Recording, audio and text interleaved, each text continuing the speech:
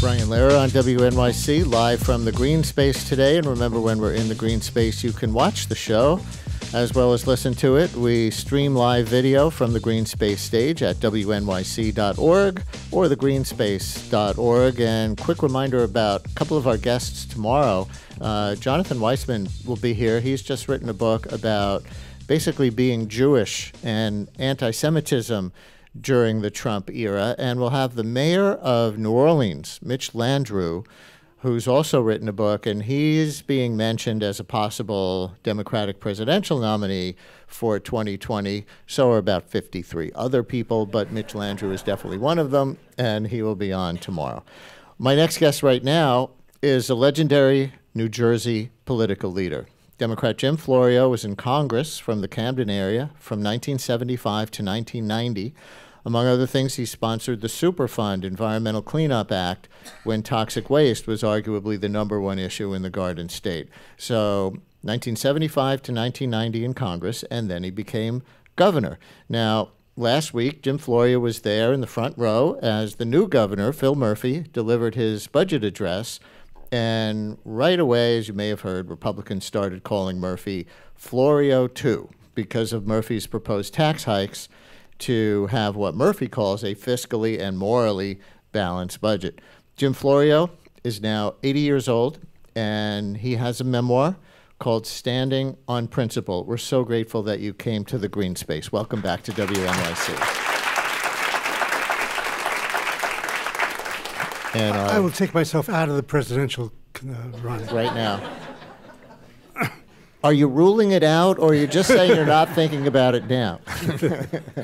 And a few of you, if you're really, really careful listeners, might recognize him as Jim from Metuchen a few times on the phones. I won't take you all the way back to Erasmus Hall High School in Brooklyn, but I will take you back to your election to Congress. It was the 1974 post-Watergate election. Nixon had resigned that summer, and you beat an incumbent Republican as part of that total blue wave across the country in '74, a backlash like some people think Trump is in for, and the Republicans in Congress are in for this year if people see him as the Nixon of our time. So take us back to that election. Can you remind us how much you ran on, Nixon was a Republican, so throw the bums out, and how much on local concerns? Well, I ran in 1972 and lost. That was the McGovern year, you may recall. So I've been on both sides of landslides. One side is much better than the other. It also shows how quickly things can change, because it was really a red wave. I don't think they said red and blue in those days, right? But Nixon won in a landslide in '72, and Democrats took Congress in a landslide in '74. The Watergate babies. The Watergate scandal resulted in President Nixon leaving office, and that year, a huge number of Democrats prevailed, myself included. So are there lessons from 1974 that Democrats running this year could learn from? I think so. I mean, you've got public opinion being formed across the board that what is happening out of the Trump administration is not good for this country. And therefore, people who are on that side have to defend the president. It's a very hard thing to do, or they don't defend him, in which case they lose a portion of the base that they rely upon. So they're in a bad place. What about lessons from the Watergate and obstruction of justice investigation into Nixon for the Russia and obstruction of justice investigation of Donald Trump? Well, I think in both cases, there are examples and evidence of obstruction. This has been fairly clear. That's what the Comey incident is about. It's about what some of the other things that we're discovering now are about as well. So, I mean, part of the book that I've just written, that you made mention of, is to talk about lessons to be learned. I mean, learning from history helps us understand what's going on now and helps us to foresee what's going to happen in the future.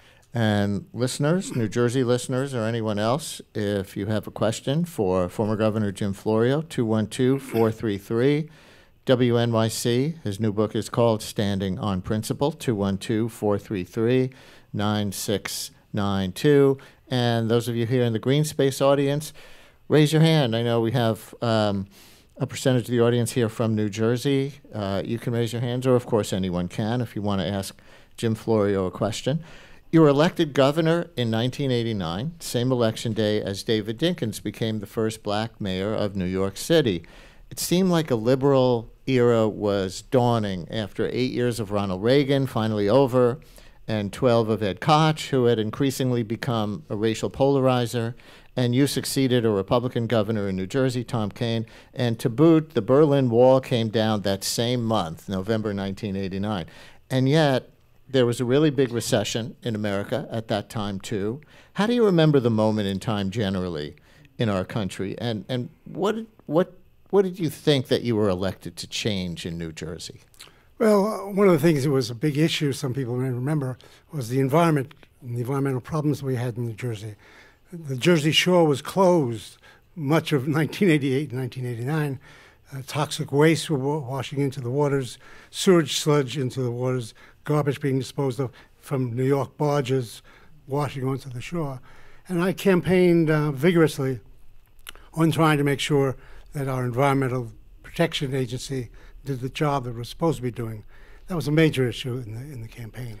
Well, the Republicans now are calling Governor Murphy Florio too, and it's not a compliment. They see you as a one-term governor because you raised taxes in your first year and never politically recovered.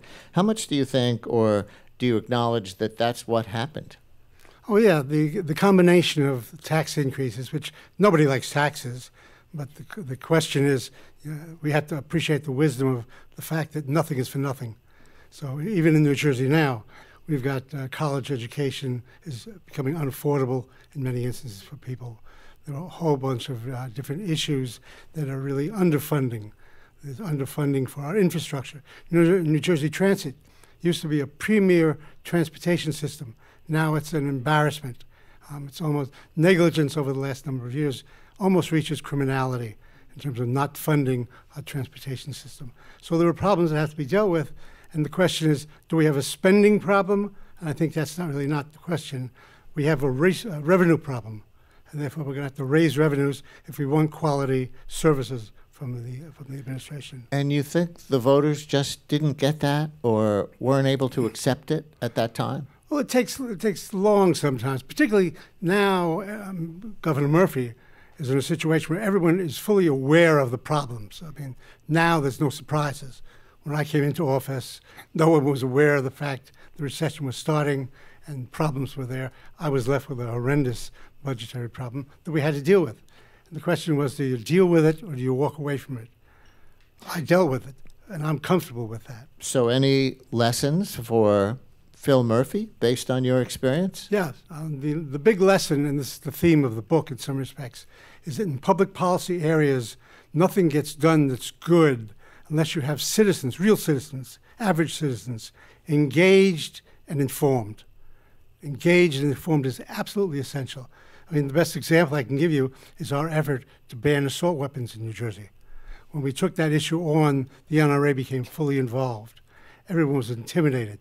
We were able to prevail to get it done, and the end result was that we were able to go out and get the legislature, a particularly hostile legislature, to support my effort to veto their ability to undo the ban that we put into place. And actually, you talk about an engaged citizenry. One of the recent Michelle Goldberg columns that we didn't get to with her was her writing about the West Virginia teachers' strike in the context of, as she put it, one of the ways that Trump may actually be making America great again is that it's gotten so many women as well as men to be energized and to get involved in our politics as regular citizens. Let me just tell you a little bit about the campaign that we put together, which was really, I think, New Jersey's finest moment.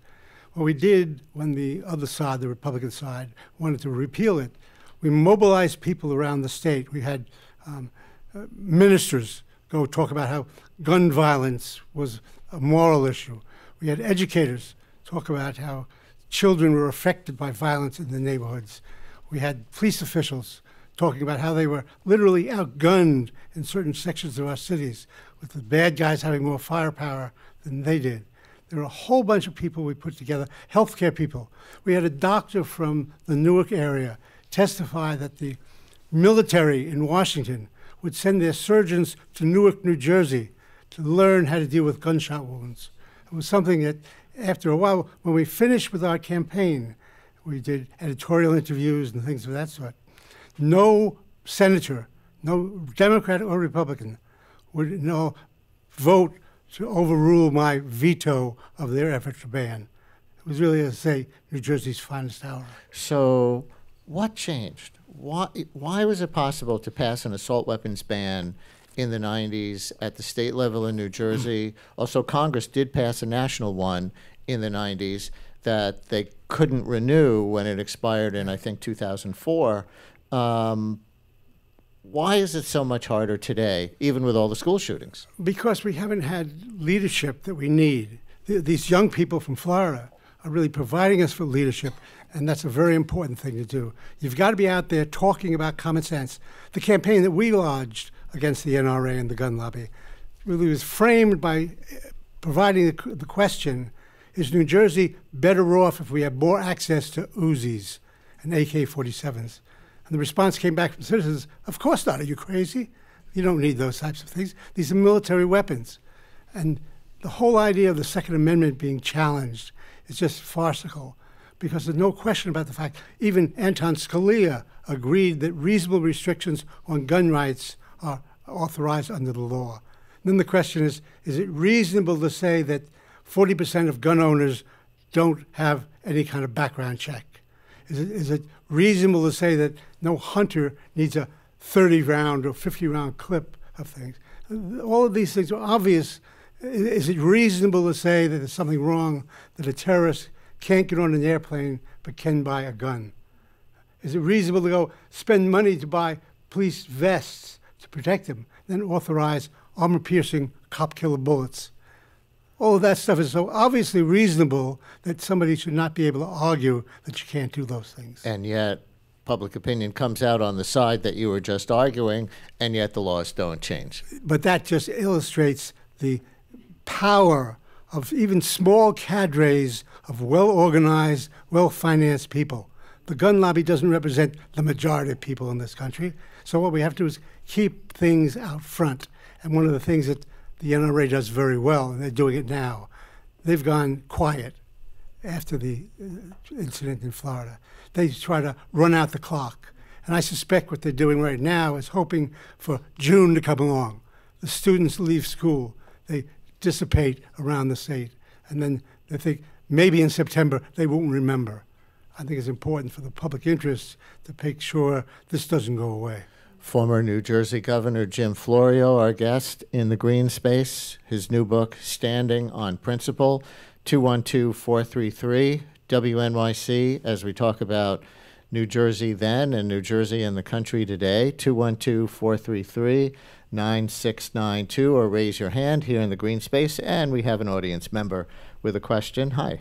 Good morning, Governor and Brian. I'm Jack from Jersey City. I have a question about the pension reform or lack of pension reform. It does seem like you can't just tax our way to prosperity in New Jersey without really examining reform of the pension system and also consolidation of government services. You know, being in Hudson County, I don't know how many police departments, fire departments, school boards we have, but you know, there's all people that are going to retire and draw pensions, and many people retiring very early. And that does seem like the third rail of New Jersey politics. So you're right. I mean, the problem is of magnitude that is almost indescribable. The pension system is underfunded by in excess of $60 billion. I was the last governor to fully fund the pension system. After me, Democrats and Republican governors didn't contribute to the pension system as was required. As a result of that, we have this huge deficit. And ironically enough, the employees contributed to the pension system over all these years. It was the state that didn't contribute its money. As a result of that, that money didn't go into the pension system. The earnings off of that money, likewise, didn't go into the pension system. And we've got to honor the obligations that we have, but it's not going to be an easy thing to do. And I think Governor Murphy has made a substantial contribution this year in his budget proposal to start getting the pension system funded. I'm curious if you think, as an embattled, almost from day one in office, and then what turned out to be one-term governor, if you think you were one of the first victims of modern right-wing talk radio. WABC had recently gone from their old music format to conservative talk with Rush Limbaugh, who had just come on in '88, 1 year before your election. Also Curtis Sliwa and Bob Grant and Barry Farber. Some of our older listeners will remember, of course, Curtis Lee was still around, but the other names. And they just hammered you and Mario Cuomo, who was governor of New York then, and David Dinkins day after day, plus 101.5 in New Jersey. And there was no big station with liberal talk. There was no MSNBC on television yet. Was talk radio a factor in your political challenges, or just an annoyance, or did it not even cross your radar screen? Actually, it was a factor, but there were other factors as well. Before we had the Tea Party, we had something in New Jersey called Hands Across New Jersey, which was the same type of thing. We had a number of other organizations that were put forward. The NRA campaigned vigorously, but they did it quietly. They funneled money into this group, the Hands Across New Jersey group, and therefore they hid themselves because they understood they were not going to prevail again in the public arena, but they could give money and organizing skills to people who had an argument on taxes. A precursor to the Tea Party, really. Absolutely, absolutely. So you have a chapter in your book on bridging the partisan divide. Remembering back to Hands Across New Jersey and everything else, have you seen polarization increase? And you were in Congress for 15 years, in the 70s and 80s. Polarization has increased? Absolutely. Or do we just always see polarization and think it's the worst of it ever was? Like the 60s, oh my God, we're remembering 1968 this year because it was 50 years ago, and student strikes and, the Democratic Convention riots and everything else. It's unquestionably worse than it ever was. When I was in Congress, and part of the chapters of my book are the things I was able to get done with bipartisan support. That doesn't exist anymore. And frankly, the real way to keep this in mind is that every society has splits. There's always people who are doing well, people who are not doing well. The people who are not doing well want to change the status quo.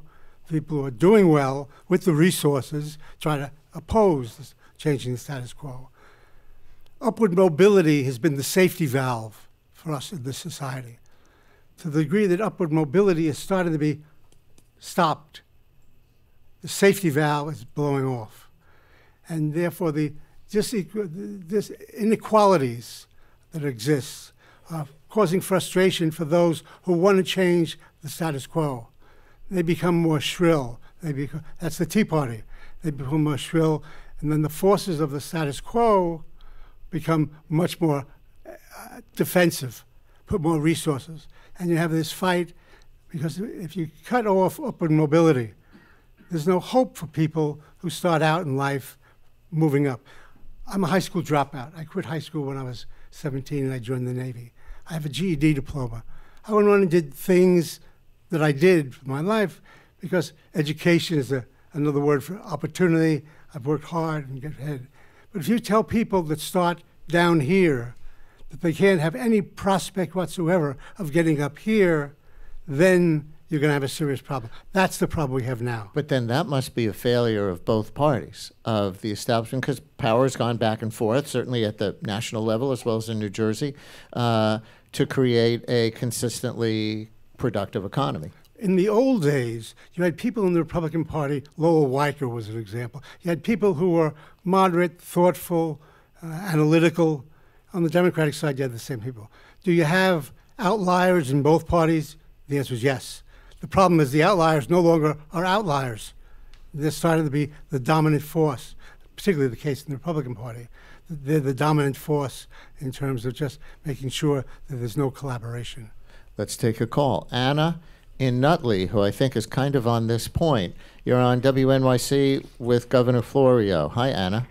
It's Ann, yes, and I just to the point that he just made regarding Republicans then and now. The governor that came before Mr. Florio was Tom Kean, and he seems like such a liberal right now compared to the Republicans that we see on the in our current government. But anyway, my point was to ask you if you have any ideas with regard to how labor unions have fallen out of favor just throughout the whole country. Unions seem to be not be supported right now, and what can we do to encourage people to go back to that sort of line of thinking? The unemployment rate is supposedly improving, but people are in jobs that pay $8.25 an hour. That's not enough money to earn a living, but yet they're not supporting the idea of labor unions overall, culturally, Thank you. Governor? Well, it's a difficult thing because the workplace is changing. We don't have the mass old CIO union settings where you had industrial workers in huge facilities. In New Jersey, we used to have 3 or 4 major automobile manufacturing facilities with hordes of people working. That's no longer the case. Now you go to an automobile factory, it's robots and small numbers of people. So the job market is changing. What we have to do is start preparing people through job training and other programs, educational programs, to be prepared for the jobs of the future, which are going to be much less manufacturing jobs, much more service jobs. Manufacturing, by the way, is going forward. We're being productive in our manufacturing area. We're just not hiring people to do it. And she mentioned Governor Tom Kean. Now we look at him as a liberal, Republican governor who preceded you. People talk about your loss in your re-election bid in 1993, but you were in some legendary other campaigns before you were governor. Didn't you lose to Kean by a whisker in 1981, and it took until weeks after Election Day to get a final count? 1,797 votes. It's a number that sticks with me. Out of 2.5 million. By the way, Tom Kean and I have become very good friends. We do programs together and things of that sort. But yes, I was involved in a couple of different campaigns over the years. And that was almost 20 years before Bush versus Gore. But reading some history last night, I saw the Republican Party allegedly had cops serving as a ballot security task force during that extended count. And, it was nearly 35 years before the Russian hacking of 2016. What happened in that post-election day battle? It was 30 days, I think it took to recount. And there were issues that were raised, a whole bunch of issues. The Security Ballot Task Force was probably something that was most troubling. This was the National Republican Party, hired off-duty policemen and sheriffs and things of that sort to stand with armbands at the polling places, not everywhere, just some places in the cities where minorities were, and clearly intimidated a substantial number of people.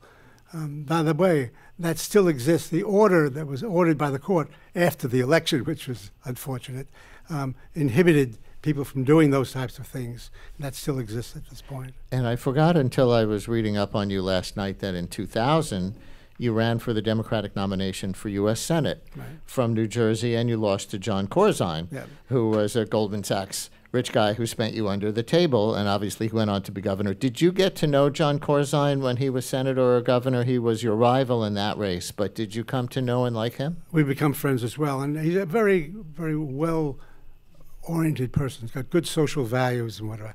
He just was not comfortable in politics. The race you talked about, I think I was outspent $37 million to $2 million. But, I mean, one of the things that I've learned, and in the book I talk about, is there's opportunities to learn from defeats as well as from victories. In some respects, you learn more from a defeat as to what you did that was inappropriate and gives you the opportunity to correct it. So I've had the opportunity to lose some races, learn from them, and then win on a couple of occasions. And the conclusion of your book, and this will be the last question, is called The Issues I Still Care About. And they are issues everyone will recognize, no matter what age they are. climate change, guns, infrastructure, income inequality, and the public school inequality as a reflection of that.